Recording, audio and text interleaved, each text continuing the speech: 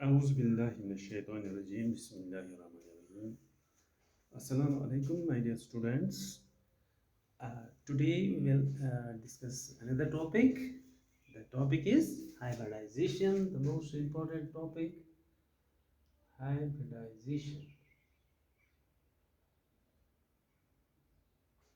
Dear students, it was Pauline who introduced the concept of hybridization.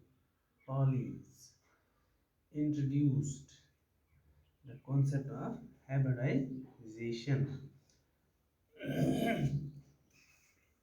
According to him, the atomic orbitals combine to form a new set of equivalent orbitals known as hybrid orbitals.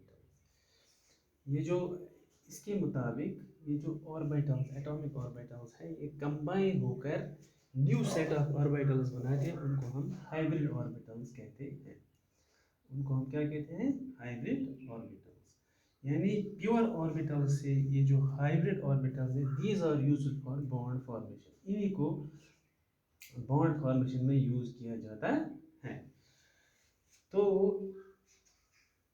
now the hybridization can be defined as the process of hybridization can be defined as a process of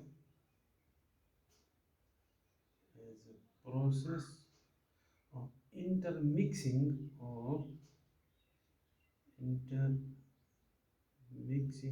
the orbitals of slightly different energies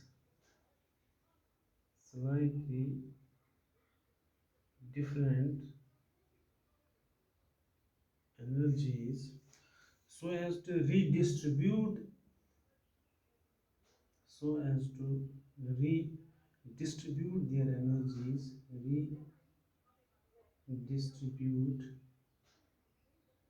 their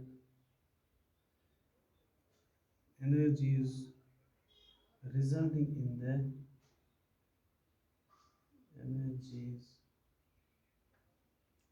resulting in the formation of new set of in the formation of new set of orbitals of equivalent energy and shape. Equivalent energy and shape.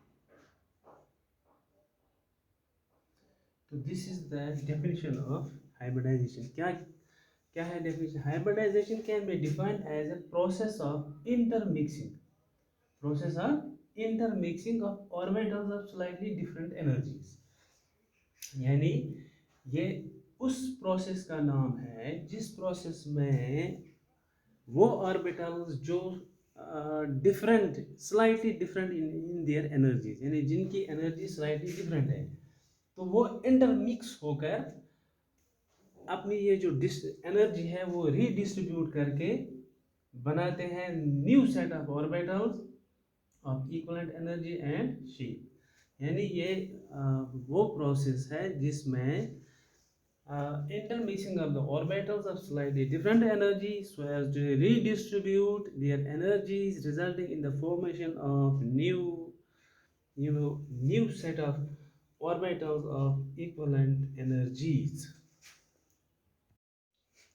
यहाँ पर हम अगर एक example देखेंगे यहाँ पर 2s एक orbital है and we have 2p orbital ये दो ऑर्बिटल्स हमें पता है कि 2p orbitals are slightly higher in the energy than that of the 2s orbital तो होता क्या है ये जो s ऑर्बिटल यानी 2s ऑर्बिटल ये p ऑर्बिटल के साथ इंटरमिक्सिंग करते हैं और अपनी एनर्जी को रीडिस्ट्रीब्यूट करते हैं यानी इनकी एनर्जी आपस में रीडिस्ट्रीब्यूट होकर ये न्यू सेट ऑफ ऑर्बिटल्स बनाते हैं जिन ऑर्बिटल्स की जो एनर्जी है वो इक्वलेंट होती है और उनकी जो शेप है दैट इज आल्सो इक्वल। यानी कैसे? दिस इज फॉर एग्जाम्पल हमारा ये एस ऑर्बिटल है, ये पी ऑर्बिटल के साथ मिक्स होकर S P orbital set of S P orbital S P hybridized sp hybridized orbital बनाता है। यानी इस हाइब्रिडाइज्ड ऑर्बिटल की एनर्जी एंड शेप इक्वलेंट होती है। हालांकि बनता है ये 2s और 2p ऑर्बिटल से, इनकी एनर्जी क्या होती है? Different, slightly different, slightly different, slightly different energy होती है, लेकिन ज़्यादा भी डिफरेंट एनर्जी नहीं होनी चाहिए। फॉर एग्जाम्पल हम देखेंगे 2s और 3p, ये तो पॉसिबल ही नहीं है। 2s और 3p ऑर्बिटल्स जो है वो आपस में हाइब्रिडाइजेशन नहीं दिखाते हैं, because there is huge difference in the energy between 2s and 3p orbitals.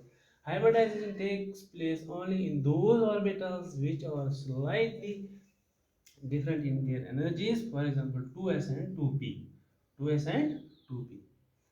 तो ये ऑर्बिटल यानी 2s एंड 2p ऑर्बिटल जब हाइब्रिडाइज करते हैं तो ये sp हाइब्रिडाइज्ड ऑर्बिटल्स बनाते हैं। Those orbitals are equal in energy and shape. इसी तरह अगर हमारा 2s और 2s ऑर्बिटल और 2p के दो ऑर्बिटल, फॉर एग्जांपल 2px और 2py, ये तीन ऑर्बिटल्स 2s 2px 2py, अगर ये हाइब्रिडाइजेशन दिखाएंगे, अगर ये हाइब्रिडाइज करेंगे तो ये बनाएंगे हमारे पास sp2, sp2 हाइब्रिडाइज्ड ऑर्बिटल्स। यानी ये sp2 हाइब्रिडाइज्ड ऑर्बिटल बनाते हैं। इन ऑर्बिटल्स की जो एनर्जी एंड शेप है that will be equivalent, that will be equivalent. इसी तरह sp3 यानी जब 2s और p के 3 ऑर्बिटल्स हाइब्रिडाइज होकर sp3 हाइब्रिडाइज्ड ऑर्बिटल्स बनाते हैं। है साइलेंट फीचर्स ऑफ हाइब्रिडाइजेशन। यानी पहला जो साइलेंट फ्यूचर जो हाइब्रिडाइजेशन का है वो ये है कि नंबर ऑफ हाइब्रिड ऑर्बिटल जो है वो इक्वल होते हैं number of atomic orbital that get hybridized, number of atomic orbital that get hybridized. ये फ्यूचर हम इस तरह, जो अभी हमने एग्जांपल दी थी 2s और 2p की, जब ये दो ऑर्बिटल्स हाइब्रिडाइज होते हैं तो ये बनाएंगे कितने हाइब्रिडाइज्ड ऑर्बिटल, जितने एटॉमिक ऑर्बिटल्स हाइब्रिडाइज होते हैं, जितने एटॉमिक ऑर्बिटल हाइब्रिडाइज होते हैं वो उतने ही हाइब्रिडाइज्ड ऑर्बिटल्स बनाते हैं। ये कितने ऑर्बिटल? ये 2 है, तो हमारे पास 2sp हाइब्रिडाइज्ड ऑर्बिटल्स बनेंगे। ये याद रखना, हाइब्रिडाइज्ड ऑर्बिटल 2sp, यानी दो बनेंगे हमें sp हाइब्रिडाइज्ड ऑर्बिटल, दो, 2। इसी तरह अगर 2s 2px और 2py हाइब्रिडाइज होते हैं तो ये बनाएंगे हमें 3sp2, 3sp2 हाइब्रिडाइज। इसी तरह 2s 2px 2py and 2pz ये बनाएंगे 4sp3 हाइब्रिडाइज ऑर्बिटल। ये this is the first silent feature of hybridization, that is number of hybrid orbitals is equal to the number of atomic orbitals that get hybridized। तो number second salient feature जो है इस hybridization का, that is the hybridized orbitals are always equivalent in energy and shape, जो हमने अभी पढ़ा। The hybridized orbitals are always equal in energy and shape, यानी ये जो हाइब्रिडाइज्ड ऑर्बिटल्स हैं ये हमेशा, इनकी एनर्जी हमेशा इक्वल होती है और इनकी शेप जो है वो भी सेम होती है। तो थर्ड है, the hybrid orbitals are more effective in forming stable bonds than the pure atomic orbitals. The hybrid orbitals are the hybrid orbitals are more effective in forming stable bonds in forming stable bonds than that of pure atomic orbital. यानी pure atomic orbitals के मुकाबले में these hybrid orbitals are more effective in forming stable bonds. So these were the silent futures. So there is another silent future, that is the hybridized orbitals are directed in space in some preferred direction to have minimum repulsion. To have minimum repulsion between electron pairs and thus a stable arrangement. तो ये जो hybrid orbitals है, these are directed in space in some preferred orientation or preferred direction to have minimum repulsion between electron pairs. And hybrid orbitals are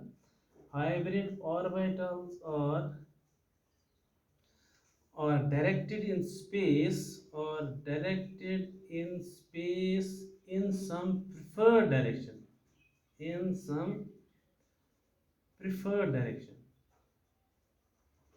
direction to have, ताकि to have minimum repulsion between electron pairs। यानी ये जो hybrid orbitals हैं ये इस तरह space में अपने आप को डायरेक्ट करते हैं ताकि ये जो इलेक्ट्रॉन पेयर्स के दरमियान रिपल्शन है that will be minimum so that maximum overlapping can take place. Conditions of the orbitals to get hybridized. Number first is the orbital present is the valence shell of the atom और hybridized। वही orbital जो valence shell में एक atom के मौजूद होते हैं वही ऑर्बिटल जो है वो हाइब्रिडाइज्ड होते हैं। तो number second is the orbital undergoing hybridization should have almost equal energy. The orbitals undergo hybridization, वो ऑर्बिटल जो हाइब्रिडाइजेशन दिखाते हैं should have almost equal energy।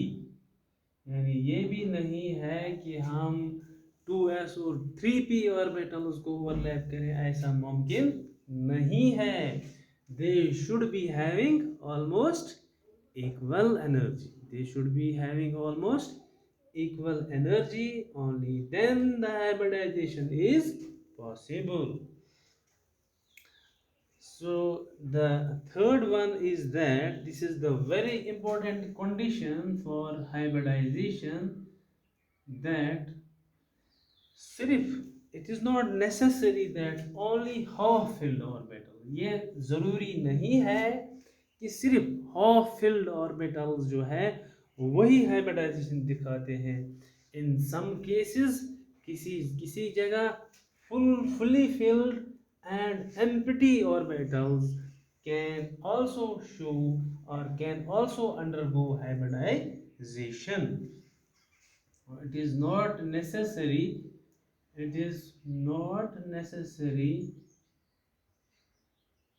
that only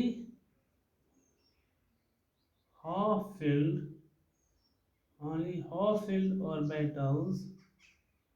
orbitals show hybridization in some cases fully filled, and em- empty orbitals can also undergo hybridization. यानी ये ज़रूरी नहीं है कि सिर्फ हाफ फिल्ड ऑर्बिटल्स जो है वही हाइब्रिडाइजेशन दिखाते हैं, बट इन सम कुछ केसों में fully filled and empty orbitals can also undergo hybridization. Students, I think it is enough for today. So tomorrow we will take up the types of hybridization. Till then, have a nice day. Take care. Okay. Bye bye.